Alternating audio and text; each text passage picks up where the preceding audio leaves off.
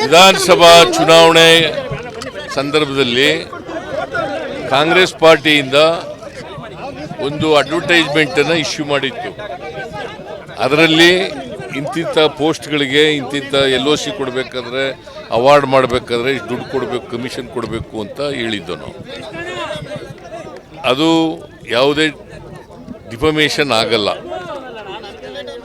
It does not amount to defamation. ಆದರೂ BJPಯವರು defamation ಆಗಿದೆ ಅಂತ ಹೇಳಿದೆ. ಯಾಕಂತಂದರೆ ಯಾರನ್ನೂ ನಾವು ವೈಯಕ್ತಿಕವಾಗಿ ತೇಜೋವಧೆ ಮಾಡ್ತಕ್ಕಂಥ ಕೆಲಸ ಮಾಡಿಲ್ಲ. Number 1. Number 2, on the private complaint made by the BJPಯವರು, ಇದು ಒಂದು ಪ್ರೈವೇಟ್ ಕಂಪ್ಲೇಂಟು ಡಿಫಮೇಷನ್ಗೆ. ಡಿಫಮೇಷನ್ ಆಗಲ್ಲ. ಆದರೂ ಕೂಡ ನಾವು ಈ ಲಾ ಅಬೈಡಿಂಗ್ ಸಿಟಿಜನ್ಸ್, ನಾವು ಕೋರ್ಟಿನ ಆದೇಶಕ್ಕೆ ಮರ್ಯಾದೆ ಕೊಡ್ತಕ್ಕಂಥದ್ದು. ನಾವು ಮೊದಲನೇ ಹಿಯರಿಂಗಿಗೆ ಆಗಲಿಲ್ಲ, ಎಕ್ಸಾಮ್ಷನ್ ಕೇಳಿದ್ದು, ಕೋರ್ಟ್ ಗ್ರ್ಯಾಂಟ್ ಮಾಡಿತ್ತು. ಈಗ ಮತ್ತೆ ಎಕ್ಸಾಮ್ಷನ್ ಕೇಳೋದು ಬೇಡ ಅಂತ ನಾವೇ ಅಪಿಯರ್ ಆಗಿದ್ದು. ಸೊ ನಾವು ಪರ್ಮನೆಂಟ್ ಎಕ್ಸಾಮ್ಷನ್ಗೂ ಕೂಡ ಅರ್ಜಿ ಹಾಕ್ತೀವಿ. ಕೋರ್ಟ್ ಏನು ತೀರ್ಮಾನ ಮಾಡ್ತದೆ ನೋಡಬೇಕು. ಸೊ ಅದರಿಂದ ನಾವು ಇದರಲ್ಲಿ ಬೇಲಬಲ್ ಅಫೆನ್ಸ್, ಇದು ಭಾಳ ಸಿಂಪಲ್ ಅಫೆನ್ಸ್.